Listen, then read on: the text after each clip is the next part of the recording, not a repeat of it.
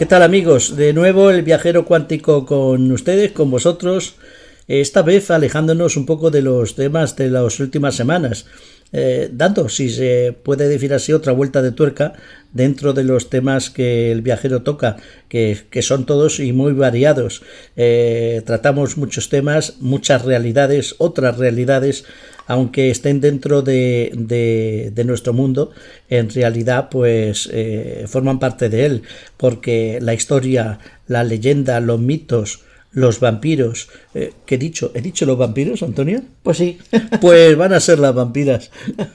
Vamos a hablar de vampiros y de vampiras esta noche, de la mano de un ilustre amigo que es periodista y que ha escrito un libro, Vampiras, que bueno, está escrito, como él dice, con sangre y tinta. Bueno, hola, buenas noches. Buenas noches, ¿qué tal? Bueno, pues sí, vamos a hablar de vampiros en femenino, porque la gente en general tiene la idea de los vampiros, ¿no? Y sobre todo de Drácula, pero bueno, también hay vampiras o supuestas vampiras. Asesinas. Mujeres. Sí, yo creo que más bien son personas asesinas. No sé si luego nos lo explicará nuestro invitado, si son personas que vienen de entre los muertos, ¿no? Como nos han explicado en las películas y en la literatura, que hay muchísimo. A lo mejor. Igual, no sé, nunca se sabe, nunca se puede decir sí o no. Pero desde mi punto de vista creo que son personas, bueno, asesinas, personas que les fascina la sangre, ¿no? Esto de los vampiros, a ver, quizá las películas y la literatura pues nos ha puesto en bandeja el nombre de vampiros, pero en muchos medios, por ejemplo aquí en nuestro medio rural, también quizá en el medio urbano, más que vampiros, se ha hablado de chupasangres o de sacasangres. Yo siempre, cuando hemos hablado alguna vez de asesinos, siempre recuerdo en mi infancia cuando nos asustaban con el sacauntos o sacamantecas y el sacasangres, ¿no? Y que me daba mucho miedo, más que al Coco y cualquier otro personaje. Y después resulta, en una visita a un lugar de la provincia de Orense, a la parroquia de Esgos, que hay un monasterio allí, me di cuenta de que sí, realmente el imaginario popular no era solo imaginación, sino que existía un personaje que era Manuel Blanco Roma Santa, que había asesinado a muchas personas, y realmente ese era el sacasangres con el que nos asustaban a los niños. Tú sabes además que hay muchos expedientes del misterio donde han aparecido animales de todo tipo sin sangre directamente, y están sin explicación, ¿eh? Bueno, claro, pero aquel mataba sí, ya. A personas, ¿no? Claro, pero eran asesinatos que al fin y al cabo de alguna manera se resolvieron, o en parte de ellos se resolvieron. Uh-huh. Se encontró un asesino, pero en esos casos no se sabe exactamente si es que hay algún animal especializado en sacar la sangre de otros al matarlos, o no, o cómo esos animales totalmente desangrados no hay.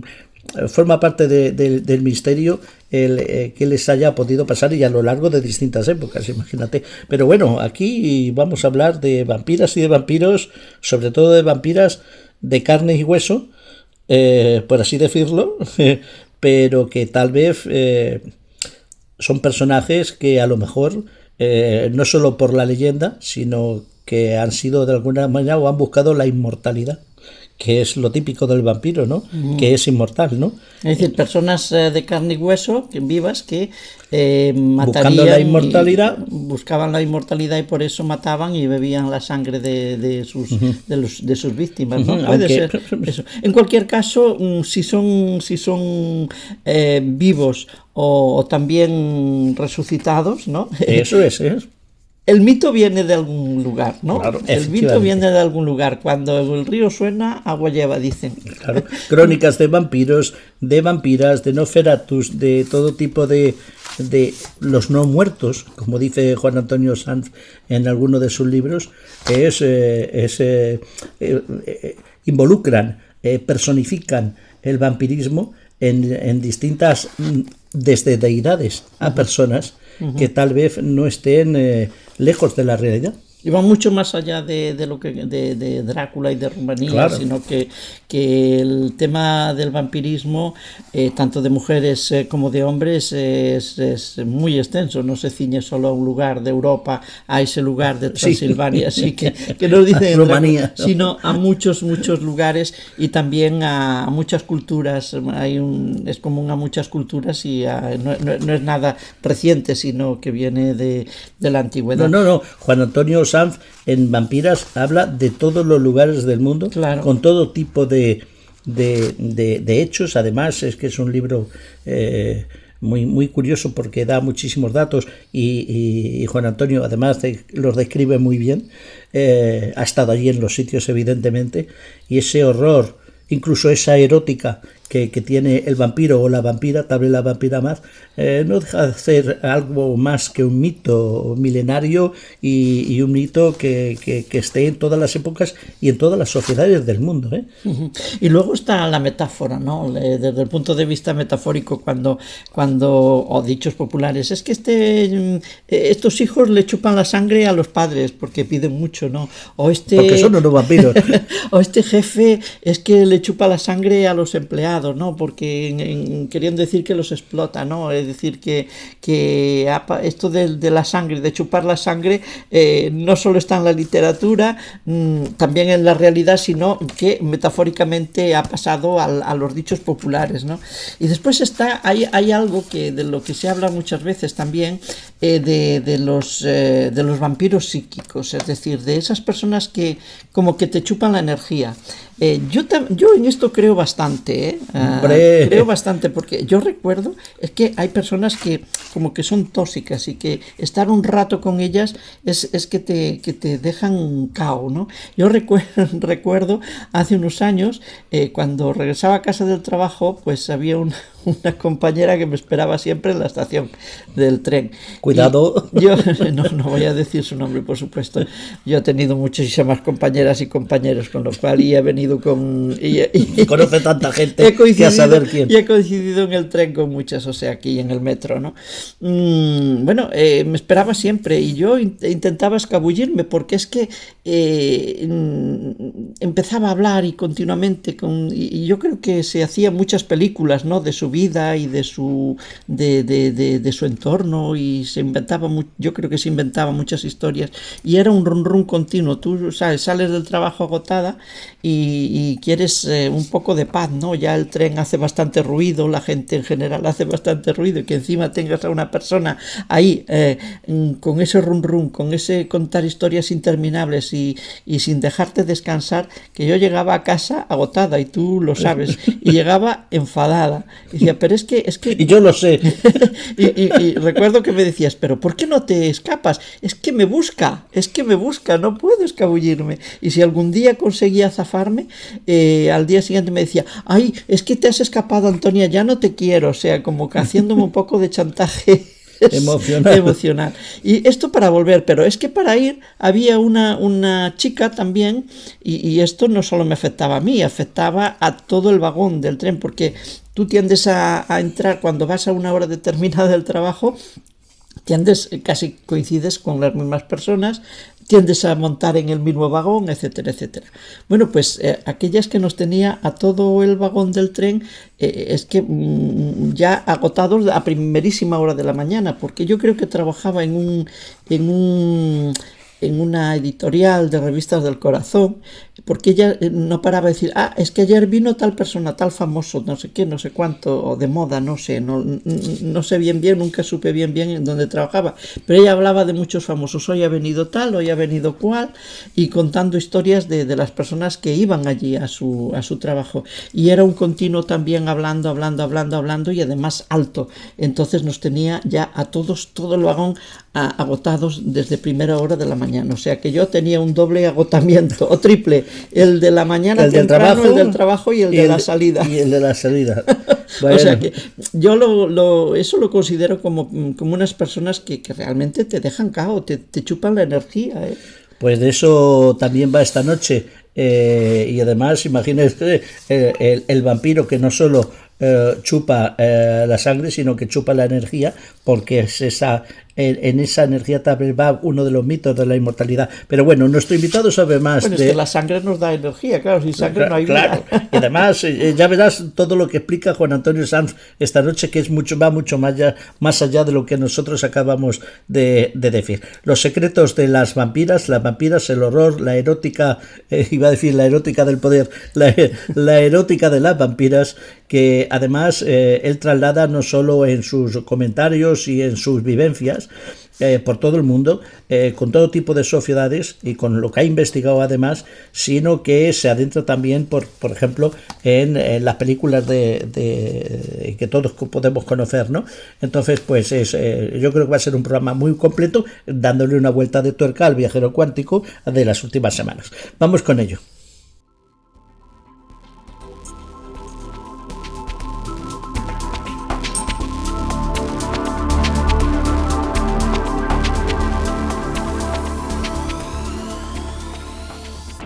Bien, pues tenemos con nosotros a Juan Antonio Sanz, es periodista, especialista universitario en historia militar y servicios de inteligencia. La verdad es que ha ejercido de reportero y de corresponsal prácticamente por todo el mundo. Además es escritor. Se ha hecho, ha escrito sobre los viajes que recorrió sobre la ruta de la seda, pero también ha escrito 2 libros que son la leche, podría decir así. El primero, Vampiros, Príncipes del Abismo, donde ya reflejó los resultados de sus investigaciones y sus viajes sobre el fenómeno del vampirismo. Para ello viajó desde la antigua Grecia a Rumanía, al Extremo Oriente, pasando por Rusia, América del Sur y Estados Unidos. Y ahora ha dado la vuelta al círculo al escribir este libro, Vampiras. El primero, Vampiros, señor tú, Antonio. Este es Vampiros, el masculino. Príncipe del Abismo. El yin y el yang, ¿no? Y este de Vampiras, horror y erótica en el mito milenario, que creo que ambos dos son de Arcopress, sí, son de Arcopress, de la editorial Arcopress. Y cuando yo recibo el Vampiras digo, pero Juan Antonio, pero se ha escrito Vampiras. Yo pensaba, digo, espérate, yo hablé con él, porque la última vez que nos vimos, buenas noches, Juan Antonio, fue en la radio, fue a través de la radio. Entonces, fíjate tú, ni siquiera, entonces era el tercer milenio y el viajero cuántico no existía, pero bueno, te ha dado tiempo a escribir en un tiempo prudencial, que es como se escriben los libros, no como churros en 6 meses, no. Que yo no lo entenderé nunca, sobre todo cuando se viaja. Yo sí lo entiendo. Sí, bueno, lo entendemos todos y lo sabemos. Lo entendemos todos y no queremos decirlo. Pero lo sabemos. Pero lo sabemos. Entonces, bueno, pues este libro de Vampiras es la vuelta al círculo. Yo recordaba, digo, pues si yo, Juan Antonio, ¿dónde me quedé yo hablando? Y me quedé hablando de que habías visto, que conocías in situ el castillo de Drácula. El que dicen que es el castillo de Drácula. Eso, y digo, pero sí, Juan Antonio, el del castillo de Drácula, ostras, qué bien lo pasamos, madre mía. Pero este de Vampiras, es que fíjate, yo cuando tengo tiempo miro los libros, y el tuyo me he dedicado a mirarlo. He leído bastante, no lo he leído entero, pero tengo el defecto de, alguna vez lo he dicho, de coger o poner notas. ¿Veis? Que post-it de estos que pongo en el de Vampiro, Príncipes del Abismo, o si tengo algo más de prisa, cojo un lápiz y voy subrayando al margen, voy poniendo notas aquí y acá. Este ha sido peor, amigo. El subrayado y tal lo he hecho directamente con bolígrafo. Es un delito, ya lo sé. No lo es. Pero está con bolígrafo. Eso me enorgullece muchísimo más todavía. Eso significa que has hecho mi libro, tu libro. Entonces, eso es una gran alegría para mí, desde luego. Bueno, Juan Antonio, la primera pregunta. ¿Mito o realidad? ¿Qué es el vampirismo? ¿Realmente existe o es algo que el ser humano se ha imaginado y lo ha elevado al mito, como tantos otros aspectos de nuestra vida, de nuestra historia? Bueno, yo a lo mejor defraudo a alguno cuando digo que yo no creo en los vampiros, a pesar de haber escrito 2 libros sobre vampiros, pero sí creo en el fenómeno vampírico. Es decir, cómo este mito, esta historia, esta leyenda ha ido influyendo ha ido motivando el terror, ha ido motivando la literatura, la propia elaboración de un folclore en la humanidad a lo largo de los siglos. Entonces, cuando el río suena es que agua trae. Lo que quiero decir, es muy posible que todas estas cuestiones, yo así lo reflejo en mis libros, pues han ido sonando de tal fuerza en el ser humano, en su devenir, desde el principio de los tiempos, que de una manera u otra se ha convertido también en algo suyo, en algo real. Todavía nadie ha capturado un vampiro, por lo menos, o le han plantado, lo han disecado o han hecho algún YouTube con ello. Pero desde luego que todos los efectos de este folclore tan rico, de este fenómeno antropológico, no estamos hablando de una magufería cualquiera, no. Es un fenómeno antropológico que acompaña al hombre, a la mujer, desde el principio de los tiempos. Y cuando, después de yo haber escrito Vampiros Príncipes del Abismo, que como sabéis sobre todo seguía, digamos, el rastro del vampirismo desde Occidente a Oriente, aunque en realidad yo creo que vino de Oriente y saltando después el charco en sitios donde yo había estado, porque yo soy periodista, esa es mi esencia. Entonces, para mí, yo tengo que, si no comprobar in situ, sí que por lo menos acudir a esos lugares donde se produce una noticia o se produce una leyenda, o donde se puede beber en la mitología de un asunto. Y entonces, pues, en Vampiros Príncipes del Abismo, recordad, pues empezaba en Rumanía, que además allí fue el último viaje que había hecho. Pero yo había estado también en Grecia, que también incluye, Grecia es un lugar tan vampírico y upirológico como lo puede ser Rumanía, o más. Y además allí llegaron las influencias de Oriente mucho antes. Pero también sobre Rusia, donde sí había vivido mucho tiempo, sobre Asia Central, que lo había recorrido, China, que había viajado y había vuelto una y otra vez. Bueno, entonces no había vuelto. Cuando yo escribí este libro se publicó en 2020, pero después tuve la oportunidad, que sí aparece en el de Vampiras, de ir a China, de volver a China después de más de 30 años. Yo hice la ruta de la seda en el año 93, siendo un pipiolo. Bueno, también en América, bueno, en Japón, por supuesto, que también aparece aquí. En América, en la zona de los Andes, yo había vivido cerca de 4 años en Bolivia, y después en Estados Unidos, que es un lugar vampírico también por excelencia. Hay muchos vampiros ahí, ahora actualmente, incluso reales, pero entonces llegó un momento cuando ya terminé aquel libro, pues me dije, bueno, pero aquí me falta en realidad, y vuelvo al origen, a la pregunta que has hecho, algo que es muy real. Muy real es que el fenómeno vampírico en la historia del ser humano, en la historia mitológica, en la historia de las religiones, es muy anterior al propio del vampiro masculino. La vampira era antes. La vampira está en el origen del vampirismo. Y nadie había escrito, sí, esto lo habrían dicho algunos, pero nadie habría escrito un libro sobre vampiras, solamente sobre vampiras, y no sobre hadas, sirenas, que está muy bien además y que tiene muchas veces relación. Y me decidí a cometer esta empresa, y entonces el año pasado, por estas fechas, además más o menos, pues apareció por fin Vampiras, que es el segundo libro de una trilogía que yo estoy ahí ya dando ¿Pero qué vueltas dices? para el próximo. Sí.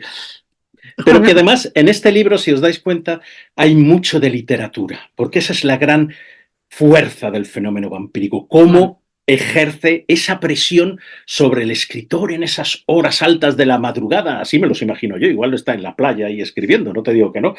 O como el caso de Bram Stoker, que se fue a una localidad, Whitby, en York, a empezar a escribir Drácula. Esa es la historia del Drácula de Stoker, es muy, muy, muy misteriosa y tiene muchísimas cosas que podremos hablar después. Pero entonces, yo me imaginaba a esta gente elucubrando todas estas historias, y yo tenía que darle salida a esta versión, y sobre todo cómo los escritores y escritoras mostraron este potencial de la vampira como protagonista principal, sobre todo de la literatura vampírica de todo el siglo XIX, que es cuando pega una explosión, y ya lo que tenemos hoy en este siglo XXI son los remanentes de aquella supernova explosionando, y después del cine de vampírico, que empieza, por cierto, Yo creo que sí, o hubo algunas otras películas vampíricas con el Nosferatu de Murnau, de Wilhelm Friedrich Murnau, en 1922.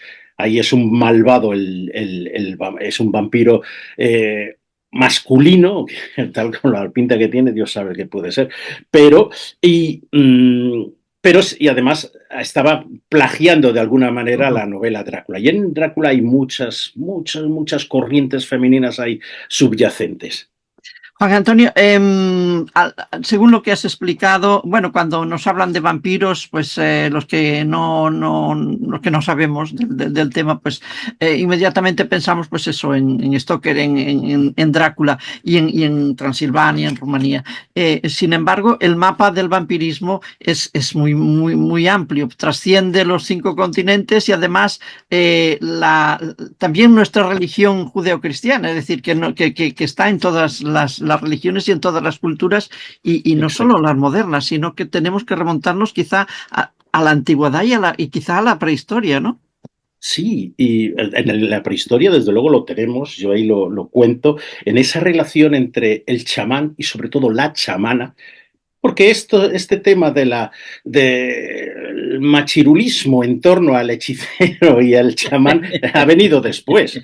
Antes eran las chamanas. O, bueno, digamos que al mismo tiempo, vamos a dejarlo, pero tenían una gran fuerza. Y para las personas que hemos tenido la suerte de viajar por Siberia, donde todavía hoy día permanecen algunos de esas raigambres del mito y del conocimiento a través del contacto con la naturaleza, la chamana tiene una importancia brutal, no solo en Siberia. Si nos vamos un poco más allá, habiendo bebido directamente de las aguas siberianas, de las aguas someras en los pantanos siberianos, ahí está todo lo que es el chamanismo de Corea y el chamanismo femenino también de Japón. Bueno, pues entonces tenemos esa ya antigüedad en que la chamana bruja, vampira, porque nos da ese contacto, esa capacidad de trascender la muerte, trascender la vida, nadar en una especie de frontera muy extraña. ¿Y es a través de qué? De la sangre.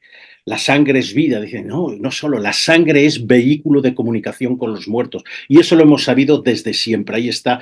Siempre lo repito, esta parte lo comenté en mi primer libro, cómo Odiseo, Ulises, derrama la sangre de varias reses para que vengan los muertos a libar. Es la sangre la que llama a los muertos. Y en este caso es igual, en la historia del vampirismo, el vampiro se nutre de la sangre para trascender esa muerte, no muerte y una especie de vida que simplemente, o en otras ocasiones, no es solo la sangre, es la absorción de la energía vital. Entonces, ahí tenemos por qué en la antigüedad clásica y mucho más en la antigüedad sumeria, en la antigüedad judía, antes hablaba del fenómeno judío-cristiano, es más judeo. En la Biblia, en el Nuevo Testamento, no se habla de vampiros o vampiras, pero sí en el Antiguo Testamento y sobre todo en el Zohar, en la Torá y otros textos judíos donde nos hablan la historia, por ejemplo, de Lilith. Y se habla de otras entidades vampíricas femeninas, pero en la Lilith, página 57. Página 57 y página 58 hablar de Lilith. claro, Fíjate si me he visto el libro. Está hablando de otro. Lilith es la primera mujer. Estamos hablando, por supuesto, de leyendas. Yo no estaba, porque si no me habría enamorado perdidamente de Lilith, estoy seguro, y habría quedado como un mequetrefe como el pobre Adán, que tuvo un papel muy feo en el asunto. Bueno, Lilith la creó Dios a partir del mismo barro primordial con el que creó a Adán, es decir, con las mismas impurezas y las mismas sustancias. Pero Adán vio que esta Lili pues era muy respondona, iba a su bola y quería en muchas cosas, incluso en el aspecto, lo cuentan las historias judías, incluso en el ámbito sexual también, ella quería hacer amor encima y este que era un pobre memo, Adán, pues decía que no, se enfadaron mucho. Esta se largó, agarró el nombre de Dios, el secreto nombre de Dios, se marchó fuera del paraíso, mandaron a los ángeles, a 3 ángeles detrás de ella para que matara a todos sus descendientes, porque esta también era una mujer pues muy fogosa y se llegó a un lugar donde había demonios, se emparentó con ellos. estos los aniquilaron y a partir de ahí es cuando la leyenda ya se vuelve totalmente nebulosa y dice que Lilith empezó también a tomar la sangre de los hijos de los hombres en venganza por lo que le habían hecho. También hablan también de alguna relación que pudo tener Lilith con Caín, pues imaginaos Caín, que otras leyendas le relacionan con la marca de Caín como esos primeros vampiros, y eso la literatura no tanto, pero sobre todo la cinematografía se ha aprovechado mucho y es un tema realmente sugerente. Después estamos en la misma zona de Mesopotamia, tenemos a Lamashtu, que es la madre de los monstruos, un ser horripilante también que se alimentaba de la sangre, sobre todo de los recién nacidos y de las mujeres parturientas.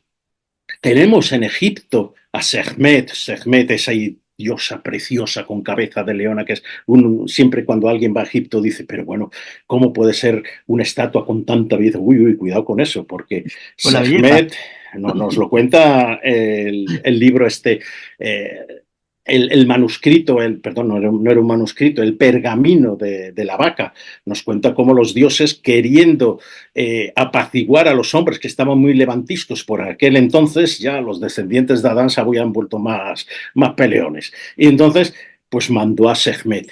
Y cuenta esta leyenda que Sekhmet caminó entre los hombres y bebió su sangre. O sea, armó una carnicería tremenda que al final los dioses tuvieron que engañarla con una especie de brebaje así sanguinoliento, pero que sobre todo en su gran parte era cerveza, con lo cual se puso la pobre Sekhmet y ahí la calmaron y entonces esa impresión terrible de una mujer leona, mujer bestia, deambulando desde la noche, pues quedó también ahí grabada. Porque lo que tiene sobre todo en aquellos primeros instantes mitológicos, históricos, es que la vampira tenía propiedades, desde luego, semidivinas o divinas, pero es que además andaba por la noche y se cebaba en los más tiernos, en los niños recién nacidos, también en las mujeres, y tal, parece mentira, digo, bueno, tú eres una mujer, ¿qué carajo estás haciendo? Que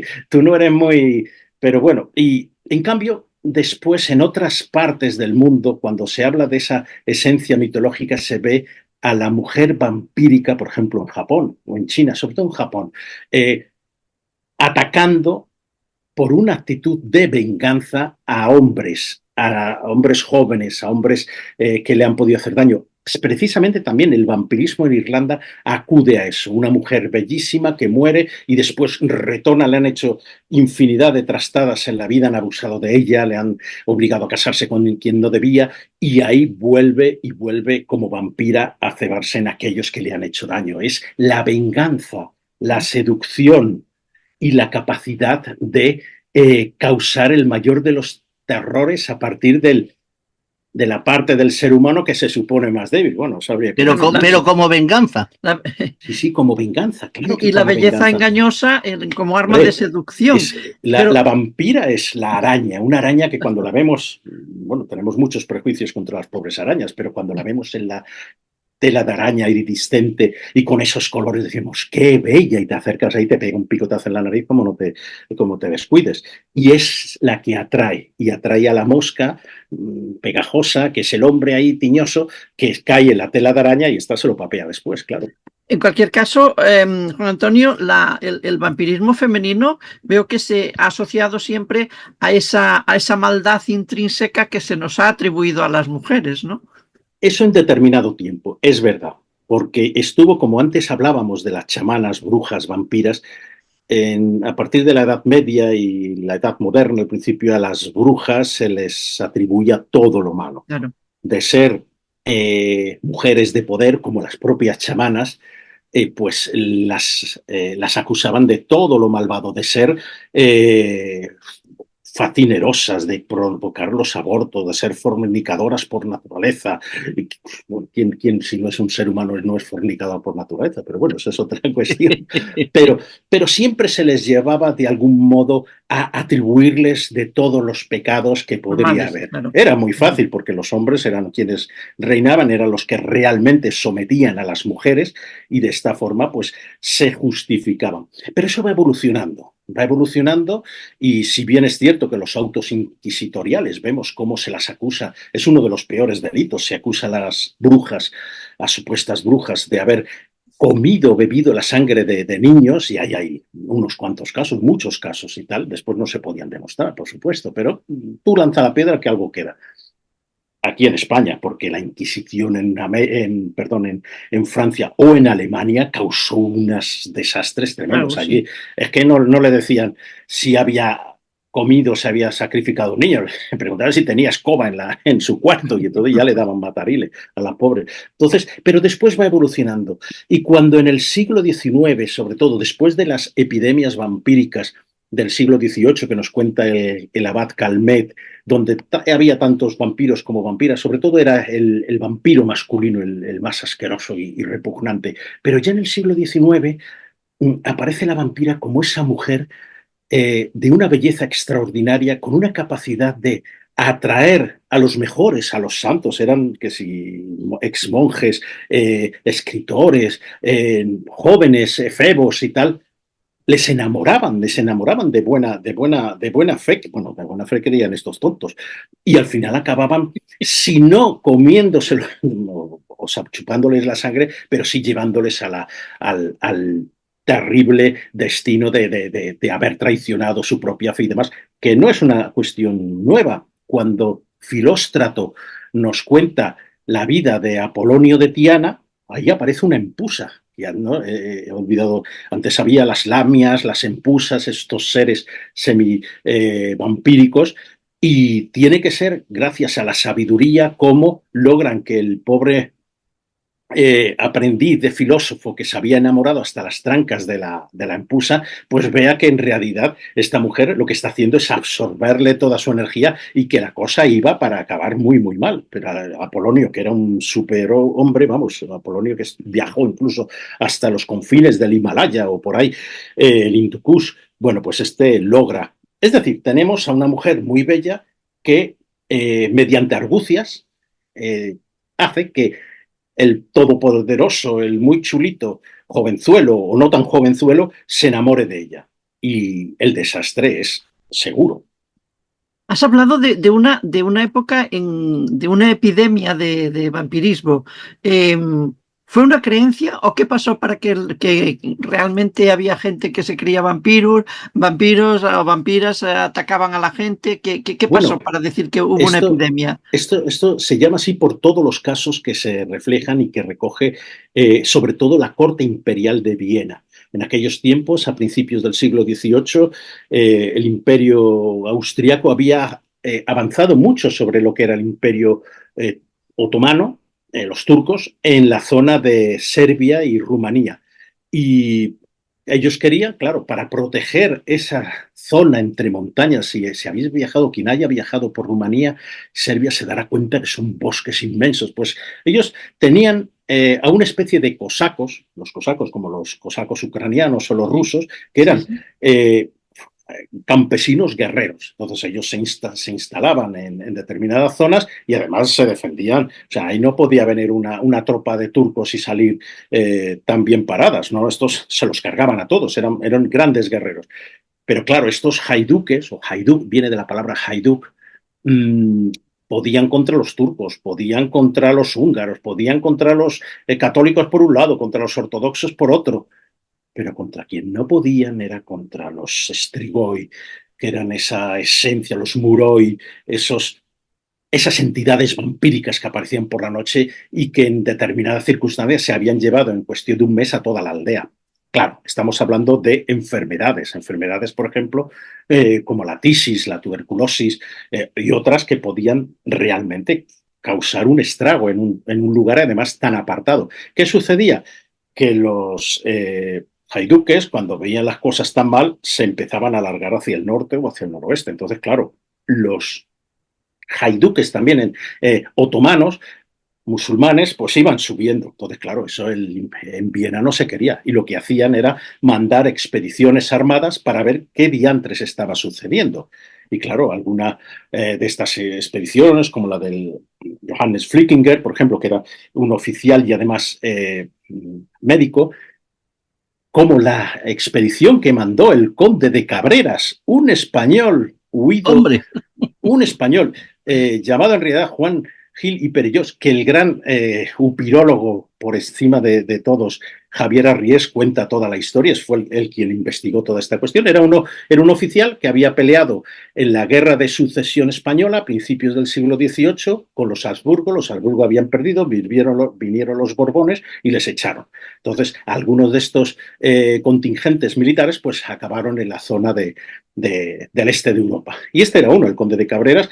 Tanto el conde de Cabreras como Flickinger y algunos otros por ahí, pues bueno, llegaban, les mandaban a determinado lugar en las montañas o en las llanuras boscosas de Valaquia, del Banato de Timisoara, que están en Rumanía, o por ejemplo en el noroeste de Serbia. ¿Y qué se encontraban allí? Pues se encontraron un espectáculo tremendo, la gente aterrorizada diciendo, ese de ahí, el que está ahí enterrado en esa tumba, es un vampiro. Estos eran militares ya curtidos con muchas guerras, habían visto de todo y hecho de todo. Bueno, pues venga, vámonos. Bueno, pues nosotros nos vamos también. No, entonces, no. Tenían que recurrir, bueno, a una manga ancha, exhumaban el cadáver, se pegaban un susto porque dicen, pero ¿cuánto lleva este tipo muerto o esta mujer?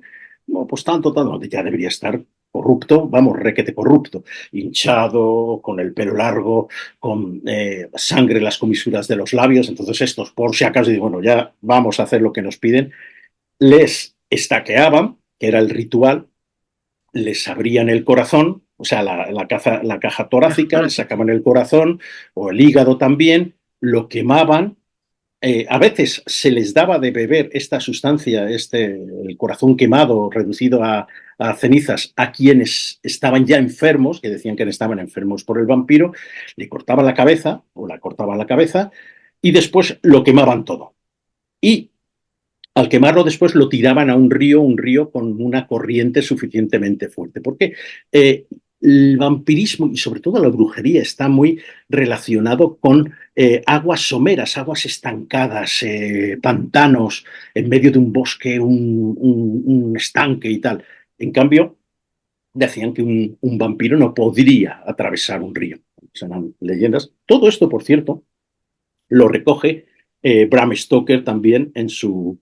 Porque Bram Stoker, si bien no había estado ni en Rumanía ni en ningún sitio de esto, sí que tuvo oportunidad de leer el libro sobre vampirismo del abad Calmet, que escribió en 1746 y se republicó en 1751. Es quien recoge todas estas cuestiones.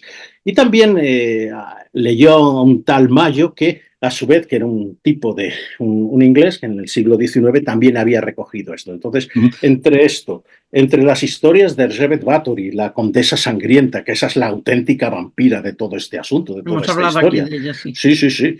Entonces, cuidado, ya tenía Stoker un montón. Todas las historias que os he citado un poco así de forma somera también de la propia Bretaña o de la propia Irlanda. Él era irlandés y había vivido de niño allí en Irlanda, justo además cuando una de estas terribles hambrunas provocadas por los simpáticos e ínclitos británicos entre los pobres irlandeses que les obligó a emigrar en masa a Estados Unidos y mató a millones allí. Bueno, pues entonces toda esta parafernalia de dolor, de olor a muerte y tal, pues lo tenía Bram Stoker y además todas estas lecturas, que es así. Bueno, pues el bueno de Dom Calmet fue el que recogió todas estas leyendas, y no tan leyendas, en realidad eran registros que estaban en la corte de Viena, y ahí empezó, él nombra al conde de Cabreras, lo llama de otra forma y tal, pero son ellos, a Flickinger y a otros muchos. Esta es la epidemia de vampiros. Juan Antonio, es que tantas leyendas, tantos mitos y tantos testimonios como el de este abad que tú recoges en el libro, tantos datos que se recogen, aunque algunos formen parte de la leyenda, ya sabemos lo de la leyenda. Cuando hay una leyenda, un mito, algo hay detrás. Quiero decir, puede ser que en algún momento, dentro de nuestras culturas, dentro de nuestra sociedad, hubiera habido alguien que realmente, tú citas ahora lo de la condesa, ¿no? que realmente se hubiera instituido algún tipo de cultura. Lo siento mucho porque desde Sudamérica nos siguen mucho, pero en cuanto a la sangre, tú has dicho lo del corazón, cultura sangrienta de beber la sangre de los humanos, eso está presente en muchas. Y Desde, que a ese tipo de personas se les llame vampiros. Incluso, si me apuras, eh, alguno también podría pensar que alguna sociedad extraterrestre pudiera estar entre nosotros bebiendo la sangre de alguna manera de algunos, porque tú hablas en el libro hasta del chupasangre frelta, o mira, Iker diría el chupacabras, ¿vale? Pero bueno, eso es una cuestión que podría ser. Yo no he estado en México y por eso no he tocado el tema de los chupacabras, aunque en este caso, en el de vampiras, pues hago mención a alguna vampira mítica de por allí. Pero tienes razón, desde un principio que hubo adoraciones, invocaciones, intentos de trascender esa barrera hacia la mortandad, había gente que bebía sangre, desde los adoradores de Baal y otros tipos bastante siniestros y funestos, y siempre seguramente pudo haber alguien que de esa manera consumiera la sangre. Se hablaba de que Vlad el Empalador, de quien Stoker tomó el nombre nada más de Drácula porque no se inspira en absoluto, y quien se haya leído Drácula y haya conocido un poco la historia de Vlad el Empalador se dará cuenta, pues decía que él también entre las estacas ahí estaba con miles de moscas zumbando por arriba, pues mojaba ahí su pan en la sangre. Estos son más leyendas. También no son tanto leyendas porque se han recogido en testimonios del juicio que se le hizo a Erzsébet Báthory. Erzsébet Báthory, esta condesa húngara, pues llegó, bueno, pues esta mujer practicó la brujería negra, la magia roja también, y no estaba invocando al demonio, estaba invocando deidades eh, con una tradición muy, muy extraña y antigua que había en esa zona de Eslovaquia, que Eslovaquia entonces forma parte del Imperio Húngaro. Y yo he tenido la suerte de estar 2 veces en el castillo de Chachtice, en Eslovaquia, y ahí ves alrededor los bosques, las gargantas y las montañas que hay llenas de foresta. Hay lobos, hay osos, todavía hoy día, y muchos. Y algunos causan algunos sustos, dan algunos sustos. Y entonces, bueno, pues esta mujer se dice no tanto que se bañara en sangre, esa es la leyenda más folclórica, o un poco, pues para darle un poco de aspecto que llame más la atención, pero es que se dejan de lado pues cosas incluso peores, como que mordía a las doncellas, comía su carne, que bebía su sangre, que las torturaba hasta la muerte. Era una cultura más que basada en la sangre, basada en el dolor. La cultura, por llamarlo de una forma, que tenía esta mujer, pues basada precisamente en el mayor dolor que produce es la sangre más tubefacta. Bueno, esto se ha utilizado después, sobre todo en el cine, pero cualquier cazador lo sabe. Si tú agarras una liebre y tiene la sangre más tumefacta, pues el sabor dicen que es mejor, o el de un ciervo. A mí no me bueno, parece. Pero bueno. Juan Antonio, es tan completo el libro tuyo que relacionas y no, hablas directamente de temas relacionados con este libro tuyo de las vampiras. Por extensión, hablamos también de los vampiros, ya lo sabes, pero hablas de Elena Blavatsky, la mencionas, hablas de Paracelso. Eh, eh, que alguien podría decir, ¿y cómo se relaciona a Elena Blavatsky, la madre de la teosofía, con este tema? Hablas del astral, en la página 48, el astral. Y antes, al principio del programa, incluso habías hablado de los vampiros energéticos. Pero Blavatsky y Paracelso, explícanos un Bueno, poquito, relacionados con las vampiras. Blavatsky creía en los vampiros astrales, es decir, no tanto conformados por una consistencia física o material, sino una mezcla de energías y tal. Y eso es lo que les permitiría al vampiro pues abandonar su tumba, hacer sus fechorías y andanzas por ahí y después volver sin que hubiera movido un gramo de arena. Eso es así. Aleister Crowley, el gran mago, también creía en los vampiros astrales y tal. Pero bueno, es que Madame Blavatsky hizo investigaciones sobre los vampiros y vampiras, sobre todo en Siberia, en la zona de Yakutia y tal, esas mujeres chamanas vampíricas de las que os he hablado al principio. Y en el caso de Paracelso, bueno, Paracelso, que es el gran alquimista de la Edad Moderna, él había estado en la zona de Rusia. Hay algunas teorías que dicen que los tártaros lo secuestraron y lo llevaron más hacia el este, y que ahí descubrió las propiedades de unas sustancias ligadas con la sangre que permitirían de alguna forma cumplimentar algunos experimentos alquímicos que les daría, de alguna forma, fomentarían esa creencia en la inmortalidad o en la eterna juventud. ¿Cómo, Así, por supuesto. si estás escuchando, Luis, tenemos Luis Silva, amigo alquimista. Claro, pero vamos luego, a ver. Luego me vas a llamar y me vas a decir, oye, no me llames directamente, llama no, a Juan Antonio. Dirá valiente aberración y herejía lo de meter a Paracelso con los vampiros, no, pero no se trata de eso. Simplemente son...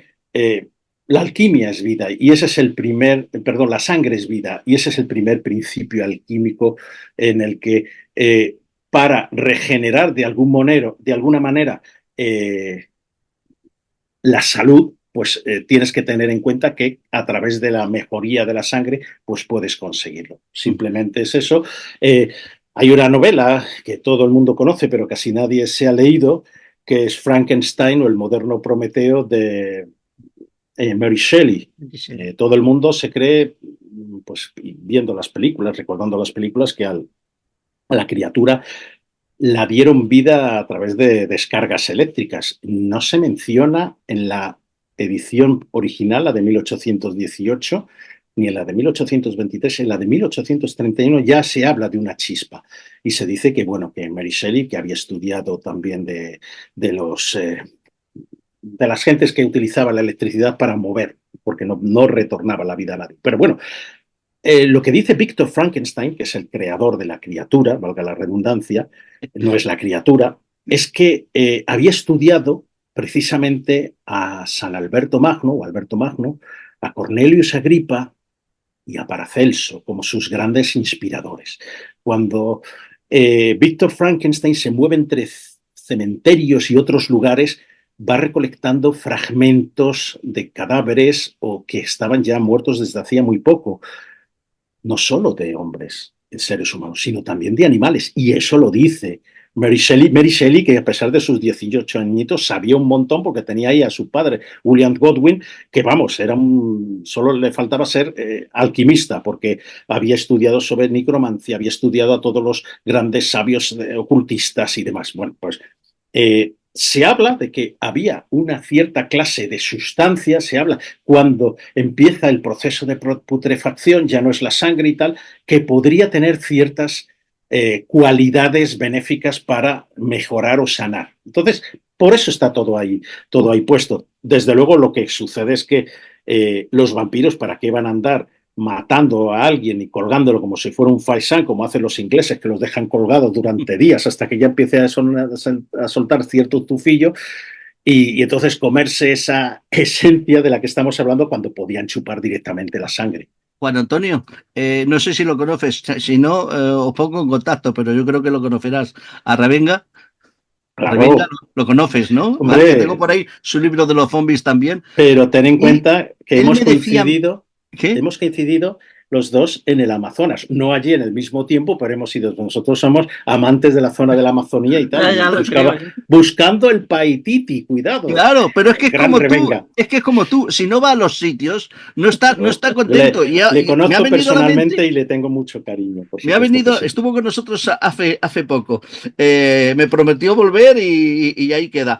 Él, ahora con lo que estabas comentando, claro, sale la palabra zombie, la zombificación, que él me decía Aníbal, y Aníbal, digo, oye, pues yo tengo hablando de este libro, pero por ahí tengo el otro suyo de los... Este no es de los zombies. No, pero está por ahí arriba en la librería el otro de ahí yo veo entre vosotros un libro que pone zombie. Sí, yo lo conocí por ese libro. Pues me decía, digo, oye, pues me tienes que explicar más y tal, no sé qué, claro, esto es de hace años, digo, teníamos que ir un día. Dice, no. yo allí no vuelvo y no vuelvo contigo tampoco. O sea, no, pero que no vayas, olvídate del tema.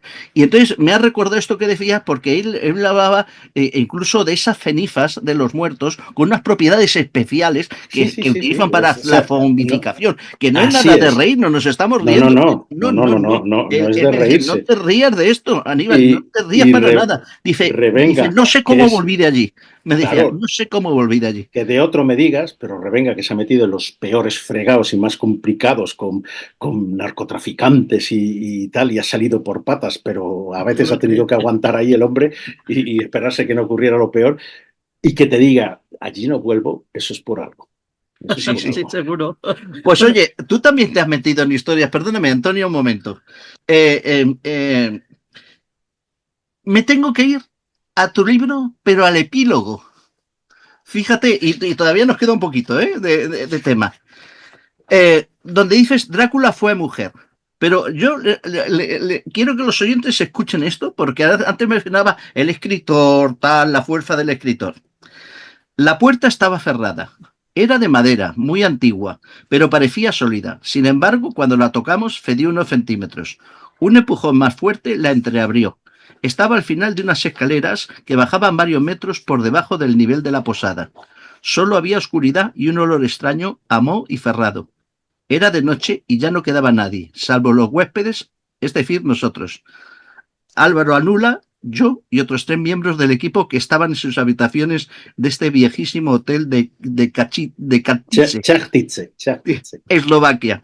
No podíamos desperdiciar la oportunidad. Era una zona donde había estado trabajando un equipo de obreros para ampliar la posada, quizá aprovechando lo que podía parecer viejas bodegas.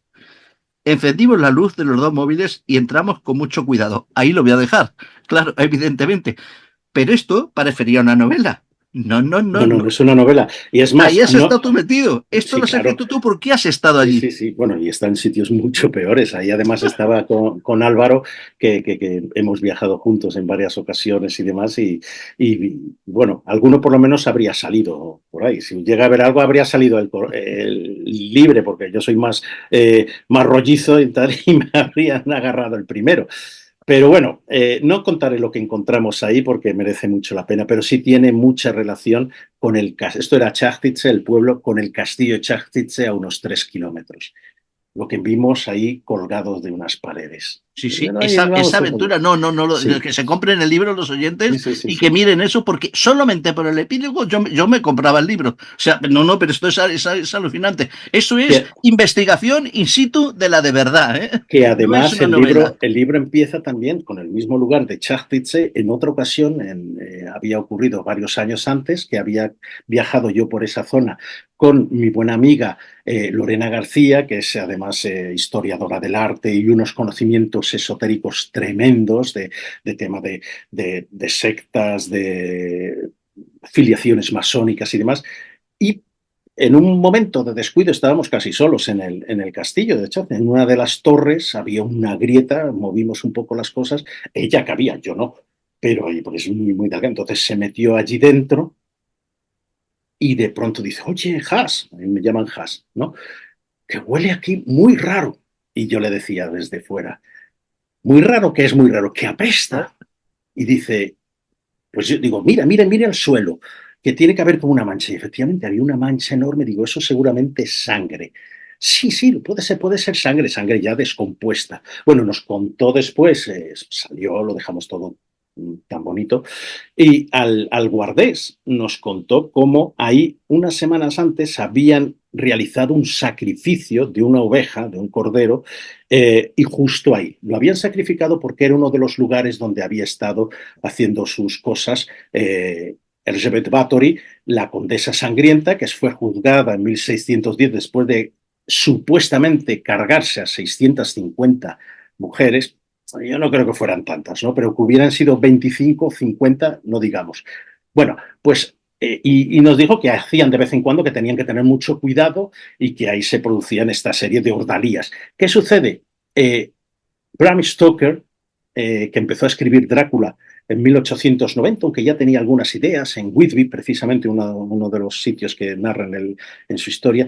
Él había leído, porque se ha descubierto en la Biblioteca de Londres, se han descubierto no en la Torre de Londres, en la biblioteca, que podría haber sido perfectamente, en la Biblioteca de Londres se han descubierto unos 40 o 50 ejemplares que habrían sido utilizados por Bram Stoker. Y entre ellos estaba el libro de los hombres lobo, de Sabine Baring-Gould, un tipo del siglo XIX, mediados del siglo XIX. Bueno, pues en este libro de los hombres lobo no solo habla de hombres lobo y licántropos, hay uno de los apartados en el que habla precisamente de la condesa sangrienta. Y yo os aseguro, o sea, después de haber leído muchísimo, la inspiración directa de Drácula, de ese conde recluido en su castillo, es una mujer, Elizabeth Bathory. Por eso Drácula era mujer. Por eso lo cuento, que no soy el único que lo ha dicho, lo han dicho muchos otros investigadores y demás, pero que ahí está. Entonces se inspiró también en Carmila, esa bellísima doncella, bueno, no se sabe si era doncella porque aunque era muy joven de apariencia, era muy vieja por esencia, era una vampira, que nos describe Joseph Sheridan Le Fanu en la novela del mismo nombre, 1872, Carmila, y ahí se inspiró. Es decir, Stoker, el autor del mayor de los mitos del vampirismo literario, y no solo literario porque ha trascendido, que es Drácula, se inspiró en mujeres, en vampiras que también habían sido reales, como el caso de Elizabeth Bathory. Yo sigo, sí, Elizabeth Bathory era una bruja vampira, que bueno, pues me da igual. Yo digo que era esto, y para mí lo era por toda la parafernalia de ritos, magias negras y rojas y de otro tipo que había. Y después, en otra vampira, como habría sido la Carmila de Joseph Sheridan Le Fanu, que es uno de los relatos más bonitos sobre vampirismo que se han escrito, incluso con una belleza en la escritura casi superior a la del Drácula de Stoker. Entonces, quedan muchos misterios, por ejemplo, en torno a Stoker, cómo escribió Drácula, dónde fueron las 100 primeras páginas que desaparecieron, y otras cuestiones muy, muy extrañas, muy, muy, muy extrañas. Su relación, cómo le pudo haber influido Jack el Destripador, porque la novela de Stoker se publicó en 1897, tras casi 7 años de bajones y escrituras, y los crímenes de Jack the Ripper ocurrieron en 1888. Y hay un prólogo por ahí de una de las traducciones de Drácula, de las primeras traducciones, no sé si fue la primera o la segunda, la primera creo que fue a idiomas extranjeros, creo que fue al sueco. En cualquier caso, esta es de 1897, 1901, que es islandesa y se llama ya no Drácula, sino Los poderes de la oscuridad. Y en el prólogo a esta versión, porque es una versión, es muy distinta al Drácula canónico, pues dice que Bram Stoker dice que estos sucesos fueron reales, los que narra en la novela Drácula, y que ocurrieron poco antes de lo que sucedió con Jack el Destripador, y que pudieran ser, pues, estar relacionados.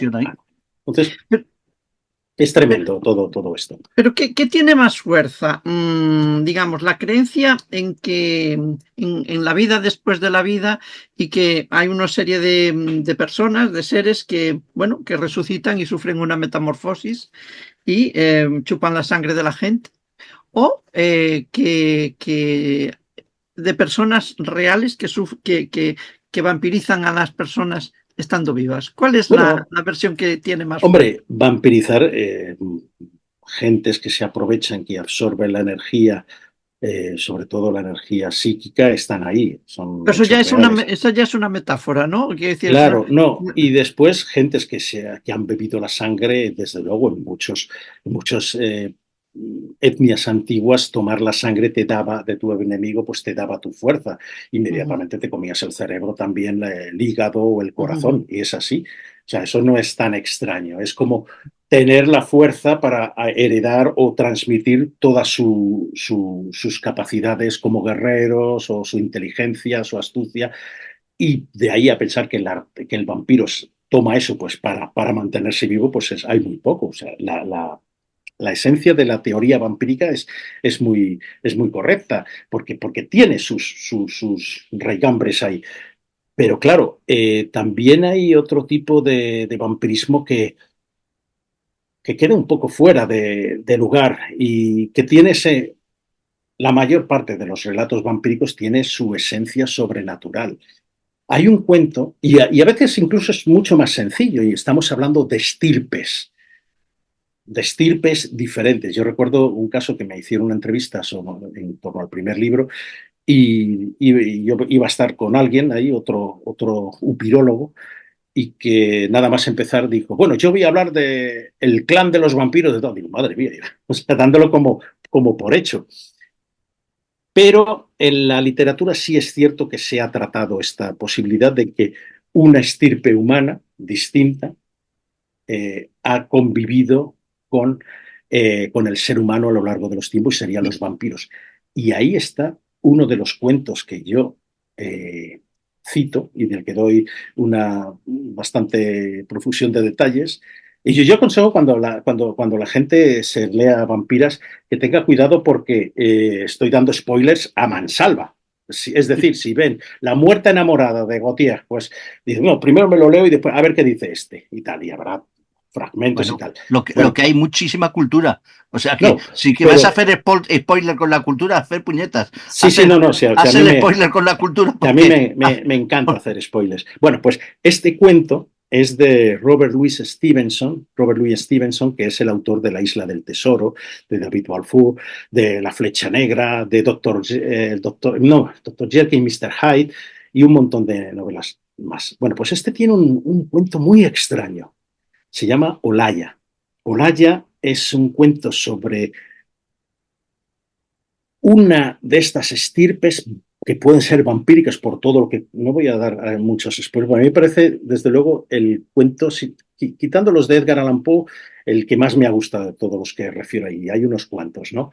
Y sucede además, que es bien curioso, durante las guerras carlistas en el siglo XIX en España. Es un oficial, creo que era escocés, así, británico, que herido quiere recuperarse en una mansión, y ahí está una madre, una hija y un hijo que está como una regadera, el hombre.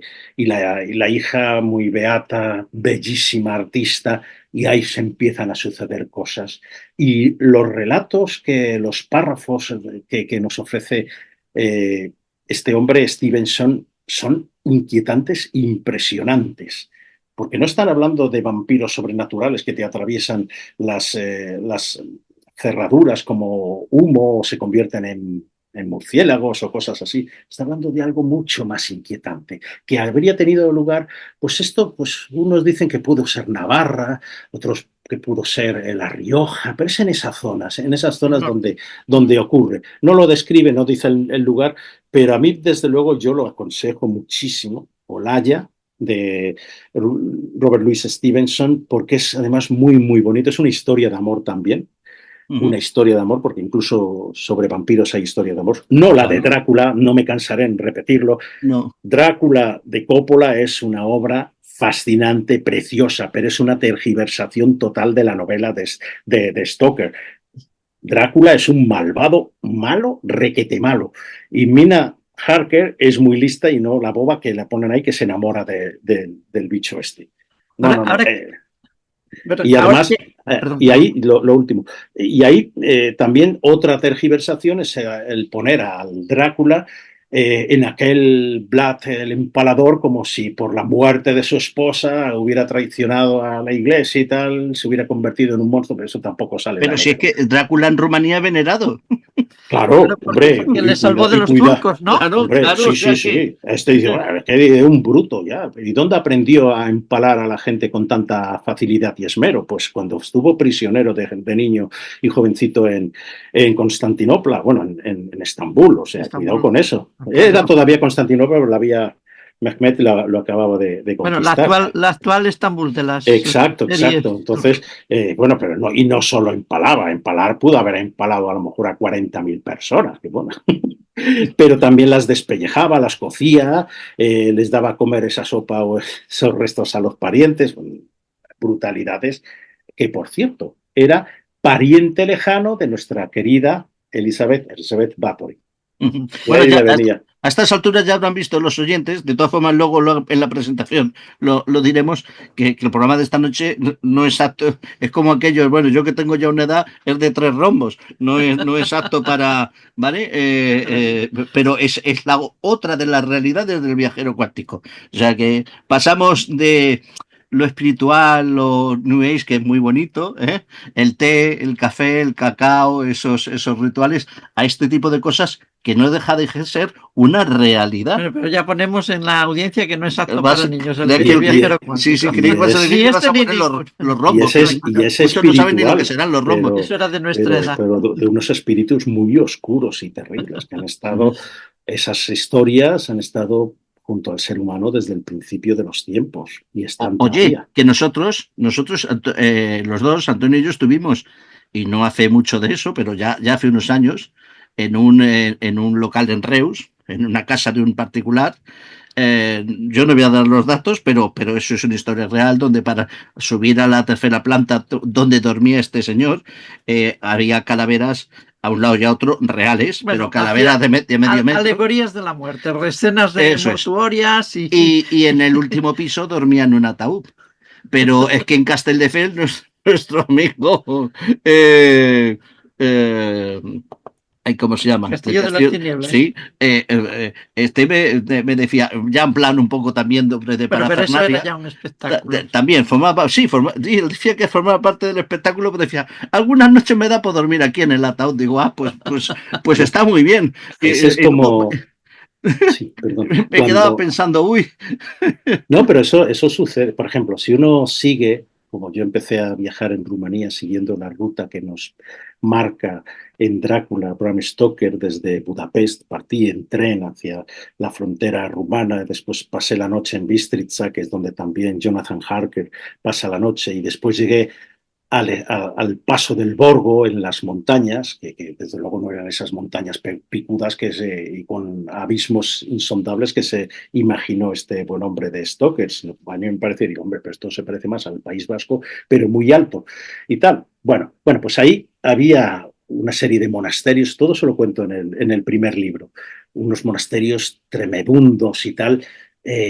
Hablé con una de las monjas, sí, también hablo en Vampiras sobre esta monja. Y después yo me alojé en un lugar que se llamaba el hotel o la posada Drácula. Dice, bueno, esto va a ser totalmente chistoso y tal. Os aseguro que he pasado la noche en todos los lugares que os podéis imaginar y todos los hoteles. Como este de tenebroso, pocos. Y encima yo era el único que estaba allí. Y bueno, ya la recepción, que había cabezas de ciervos, había una especie de cuadro tremendo, también vampírico. A mí me dijeron que había una representación, un ataúd donde podía uno inspirarse en todas estas leyendas sobre Drácula y meterse ahí dentro. No me apetecía mucho eso, porque yo ya digo, bueno, si voy a tener que pasar la noche en este lugar espeluznante, vamos a ver, y efectivamente por la noche a las 3 de la mañana te despiertas y dices, pero bueno, aquí quién está jugando, quién está correteando por los pasillos. Y yo me imagino, pues eran ratas, no tan grandes, no son las ratas, debían ser gatos, también grandes, pero bueno. Yo le pregunté a alguna de las en el restaurante que había antes de irme, y me dijeron que bueno, cosas que había, nada más. Yo sigo pensando que eran gatos. Afuera justo de este lugar, que además sí que parecía que lo habían construido en alguna especie de antigua edificación muy, muy, muy, muy vieja y tal. Estaba una estatua, creo que era de Bram Stoker. Y después yo estaba allí paseando ya por la noche y aparece un perro negro. Y se va acercando. Ya cuando lo veo, digo, hombre, es más joven, es un pastor alemán. Después vi que era una pastora alemana. Y aparecen, claro, antes de que eso, según aparece en la oscuridad, aparecen otros 4 perrazos mastines. Tal. Y bueno, esto va a acabar como el rosario de la aurora. Y a mí me encantan los perros. Pero bueno, me olvidé de los otros, que empezaban a rodearme, y me acerqué a era una perrita. Ha congelado la imagen. Y que aunque estaba fornido no debía parecerles muy apetitoso. Total que, bueno, la cuestión es que después me paseé por la aldea cercana y tal, y los puñeteros perros detrás de mí todo el tiempo me estaban protegiendo. Antes, Juan Antonio, has hablado bueno, has introducido el tema de España, has hablado de la época carlista, de aquel tema, y aprovechando esto de nuestro país, bueno, los que somos así de una generación más ya un poquito antigua, pero moderna. Más veterana. ¿De la de los rombos? Veteranitos, sí, de la de los rombos. Eso es. Bueno, que hemos leído un poco, que hemos visto películas, pues cuando hablamos de vampiros, pues lo asociamos, pues al fenómeno le llamamos vampirismo, ¿no? Pero quizá en nuestro país, en nuestro medio rural y también puede ser en el urbano, más que vampiros, se ha hablado de chupasangres, ¿no?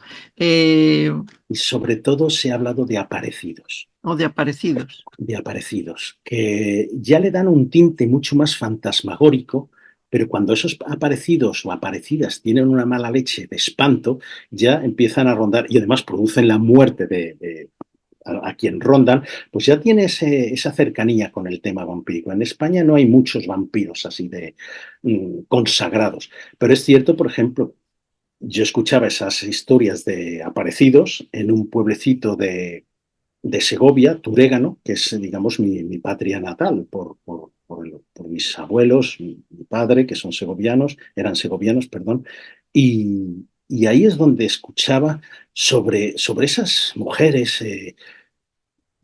que no sabías qué era. Por ejemplo, allí escuché sobre la madre del caño, que era evidentemente una lamia. O sea, tenía todas las de ser una lamia. Allí mi prima me dejó teniendo yo 6 añitos o así, y me dejó allí cuando me mostró el lugar en medio de un bosque de chopos precioso, un estanque de muy poca profundidad, porque todo se filtraba, debía haber cuevas abajo o algo.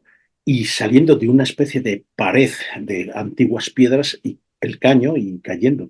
Y ella me contó que ella venía y se llevaba a los chicuelos y tal, y se escapó y me dejó ahí. Y menos mal que tenía buena memoria yo. Los niños de entonces éramos como cucarachos, porque sabíamos volver al sitio. Te dejó para que aprendieras. Sí, sí, vaya que sí, aprendí. Y entonces, pero ahí estaba la historia de la madre del caño y otras leyendas que nos contaban allí por la noche, reunidos en torno al pilón o en torno a alguna de las piedras, en las encrucijadas, además normalmente las encrucijadas de las calles, que no había apenas iluminación, estoy hablando de los años 70, pero sí, 70 más o menos, que podría tener yo a lo mejor, pues de 60, 70. Sí, no, eran los años 70 cuando yo lo escuché esto, y que tenías que volver a tu casa, ya volvías totalmente cagadito de miedo. Y no solo de miedo, porque como además ya habían pasado las vacas por esas cuestas y tal, pues te llevabas por el camino alguna otra cosa de regalo.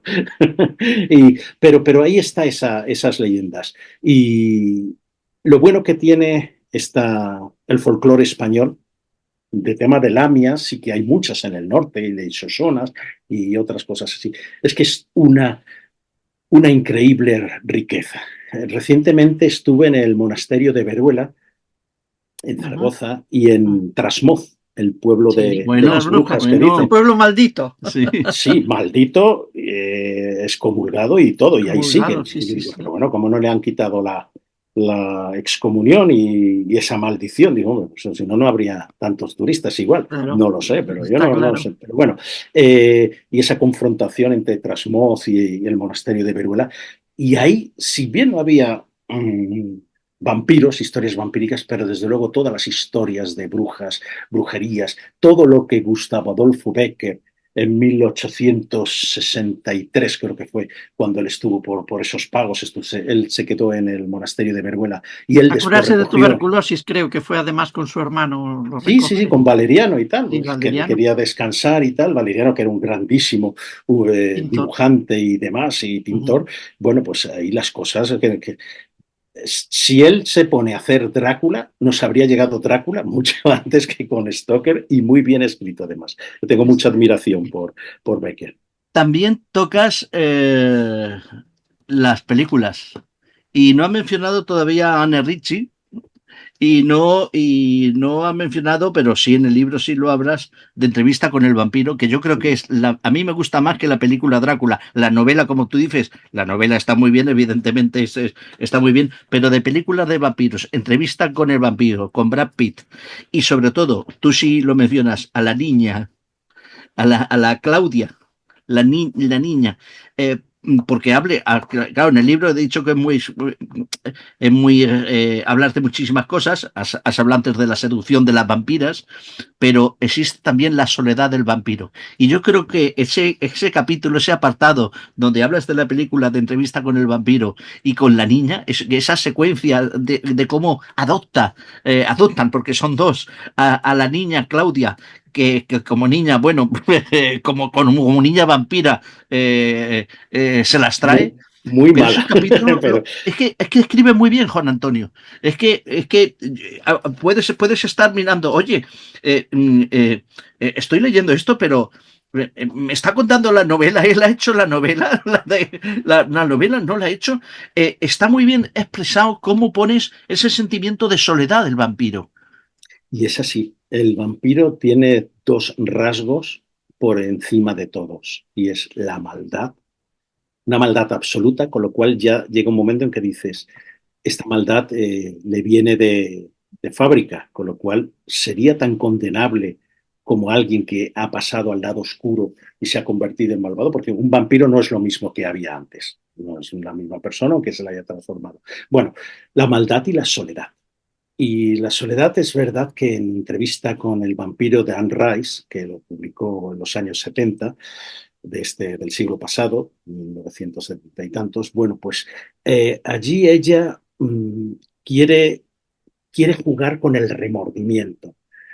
Juega con el remordimiento de Louis, que es el vampiro a quien Lestat le convierte, al joven a quien Lestat, que realmente es el protagonista principal de toda la serie.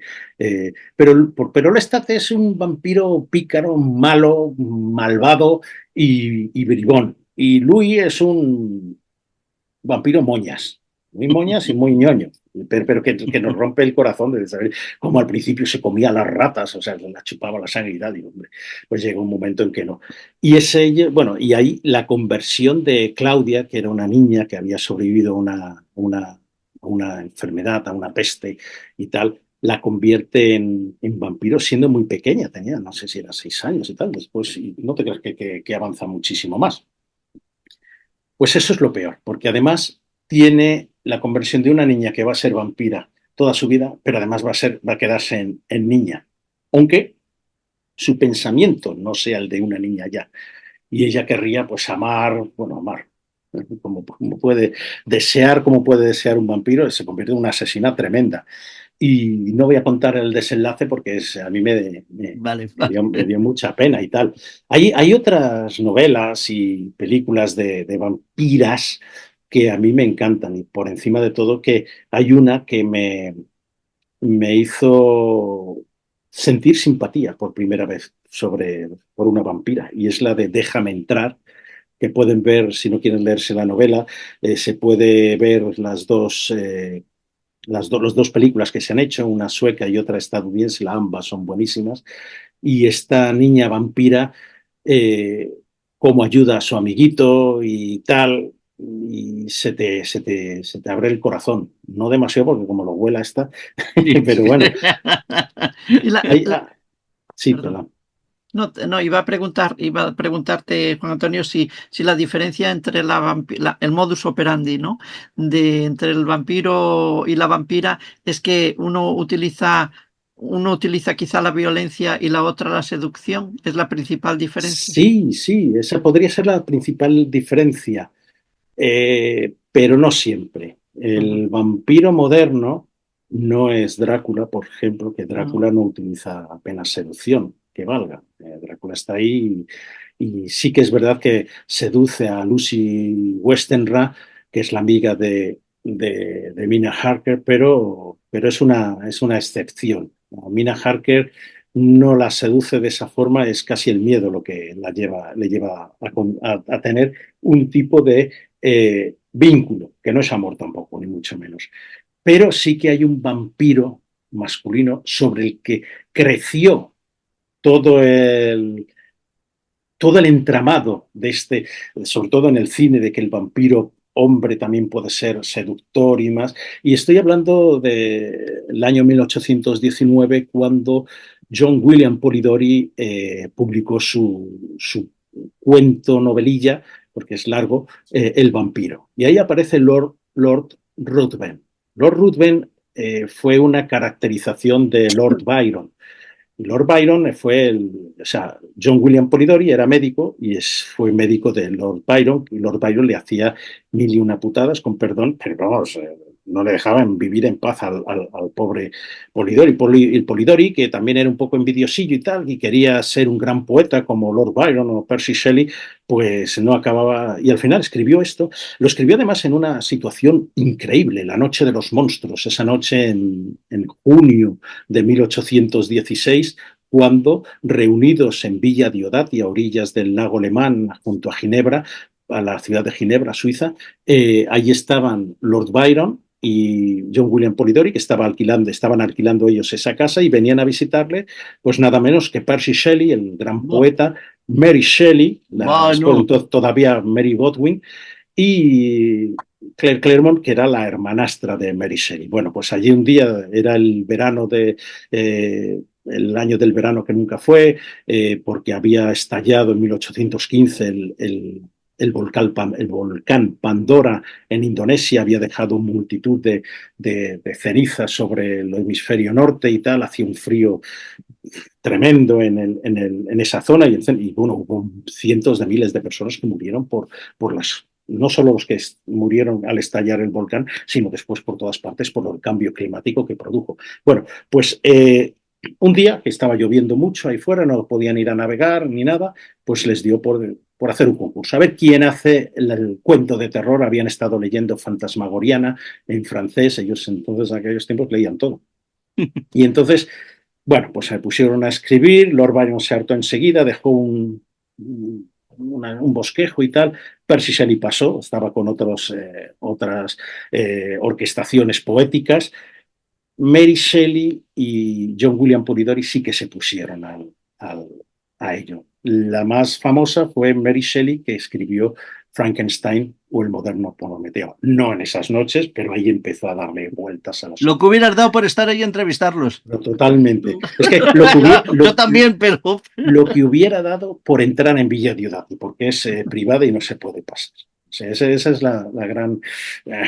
Bueno, pues John William Polidori primero empezó a hacer una especie de relato que era una porquería, sobre una mujer que tenía la cabeza de calavera, y digo, esto no se lo cree nadie, le dije. Entonces, Lord Byron se fue al final, hizo mejor tiempo y se fue con Percy Shelley, se fueron a nadar, a subir por los montes como cabras y tal. Y John William Polidori vio lo que había escrito Lord Byron, que hablaba sobre un vampiro griego y tal. Lord Byron había viajado por toda Grecia, Albania, Italia también, y había visto muchas cosas. Lord Byron sí creía en los vampiros, y por eso es otra historia muy larga. Entonces, total, que agarró y empezó a coger algunas inspiraciones y tal, y escribió El vampiro, que se desarrolla en buena parte en Grecia también, de John William Polidori. Es exquisito y aparece ese vampiro aristócrata, con mucha clase y más malo que el demonio, pero muy, muy malo. Y entonces eso se fue heredando. No, vamos a ver, esa es otra de las inspiraciones de Drácula, pero unas inspiraciones más colaterales, no porque Drácula fuera como Bela Lugosi, tan elegante, o Christopher Lee, que era ya un poco más espantoso, pero también muy elegante, o como cualquiera de los Dráculas de hoy día, que este era así muy elegante y tal, pero bueno, ahí nació la literatura realmente, yo creo que de vampiros. Hubo también antes algunos casos, sobre todo en poemas, Goethe y otros habían estado por ahí escribiendo cosas. Y saliéndonos de la literatura, ya me está diciendo Aníbal que hay que cortar, pero yo tengo dos preguntas todavía. Una de ellas es, realmente, ¿a quién se condenó más en época de persecuciones? ¿A brujas o a supuestas vampiras? ¿Y qué constancia tenemos? No sé, porque, por ejemplo, a las que a las brujas que no se llegaba a quemar o después de torturas, a veces, por ejemplo, en nuestro país, se les condenaba a llevar el San Benito. Y en caso de esos supuestos vampiros o vampiras, si buscamos tumbas de gente que se condenó por supuesto vampirismo, encontraremos en todas pues esas estacas clavadas en su corazón, encontraremos cabezas metidas entre las piernas. ¿Qué nos podemos encontrar? Te va la Muchos, marcha, Antonia, te va la marcha. muchos enterramientos vampíricos se han encontrado, y es como todo, como tú dices, de diferentes formas, con la cabeza cortada entre las piernas, con los miembros amputados, con piedras en la boca, con hoces alrededor del cuello, por si se levantaban, se cortara la cabeza, con estaquillas por todas partes, con mijo o cáñamo profuso por toda, porque dicen que cuando un vampiro se levanta, si de pronto aparece, ve ahí un montón, arroz no, porque no había entonces ahí, pero sí, un montón de granos, pues se pone a contarlos y hasta que no termina, pues nada. Bueno, pero no ha habido condenas por vampirismo, no. Ha habido miles, decenas de miles de condenas por brujería. En España, fijaos, en España, según los autores, pero bueno, habrían sido 59 mujeres condenadas por brujería, condenadas a muerte. Hubo más muertas, pero por la tortura, porque ahí la Santa Inquisición siempre tenía que aplicar un código El Mayeus mágico, para claro. obtener el Sí, que aparecen conocimiento a en la su libro. fuerza. Entonces ahí está, las torturaban y en el proceso de Logroño de 1610, creo que fue, bueno, pues algunas de las mujeres que quemaron habían muerto torturadas, pero no pasaron de 11 personas. Otros fueron quemados en efigie, que ya son muchos, ¿eh? Pero por ejemplo, en el caso de Alemania estamos hablando de 25.000, 30.000 mujeres asesinadas de Sí, esa sí. forma. Entonces, pero no tanto, no por vampirismo, sino por brujería. Eso sí, había en algunos de los autos inquisitoriales que se pueden leer, y es muy fácil acceder de ellos, incluso por internet, se ve como algunas de estas brujas habían sido acusadas de beber la sangre o de consumir la carne de niños. De niños. Eso sí, lo que pasa es que después eso se demostraba, por supuesto, que era una sandez y algo así. Y si no se demostraba, pues la pobre acababa de mala manera. Y eso es así. Hubo, por ejemplo, aquí en Lavapiés, en Madrid, en 1646 creo que fue, pues hubo un caso de estas, una tal María González, creo que se llamaba, yo lo cito ahí. Entonces fue uno de esos casos, pero bueno, ya según empezaron a investigar, la cuestión es que los inquisidores eran bastante serios investigando, menos mal, Habla, porque después lo peor, las mayores muertos fueron, el mayor número de muertes de brujas fue a manos de tribunales seculares. Cuidado con Seculares, eso. claro. mencionas un caso en la carrera de San Jerónimo en Madrid, mira, cerca del Congreso de los Diputados, un caso de vampirismo. Cualquier Bueno, analogía es pura coincidencia. el caso de esta María, que era en la calle Valencia, en Lavapiés, ¿sabéis dónde es? Que es saliendo, lo que sí que, y no era de vampirismo, era por brujería, lo que sí que nos demuestra, leyendo el auto, es que el tema de la magia estaba muy extendido en aquellos tiempos, estamos hablando a mediados del siglo XVII. Y claro, tampoco es de extrañar cuando en una España como la del siglo anterior, el rey Felipe II, pues era muy católico y todo lo que quisieras, pero tenía mayor número de grimorios Muy y libros de supersticioso brujería, también. claro. Y en aquellos tiempos también estaba su sobrino, Rodolfo II de Praga, también amante de todas estas cosas. Y en el otro lado, un poco más hacia la izquierda y abajo, pues ahí, de la derecha y abajo, ahí estaba Elizabeth Bathory en Sí, Hungría. sí, Juan Antonio, si quieres seguir con el tema del vampirismo y me permites un consejo, que los consejos me los tienes que dar tú a mí, vete al Escorial a buscar libros de vampiros. Yo con encontrar un solo libro entre alguna de esas paredes me, El que, me, el me- que me sea. valdría. El que Bueno, ya fuera, sabes desde que está luego. la biblioteca que enseñan Si y te la otra, dejan, la si que no te enseñan, dejan. La que no, a la otra es la que la no de enseña aquí. y que a lo mejor todavía no saben ni dónde está, porque también se sabe que toda esa Vale, vale. biblioteca oculta, pues no se sabe, pero vamos, ya quisiera yo que me dejaran ver la biblioteca que está ahí, que se ve, que no se ve, porque en realidad solamente no te No, aparecen no, los no se lomos de ve. los libros, se aparece el canto. Pero bueno, Sí. déjame saber siquiera. No, pero estas son estas cuestiones que, que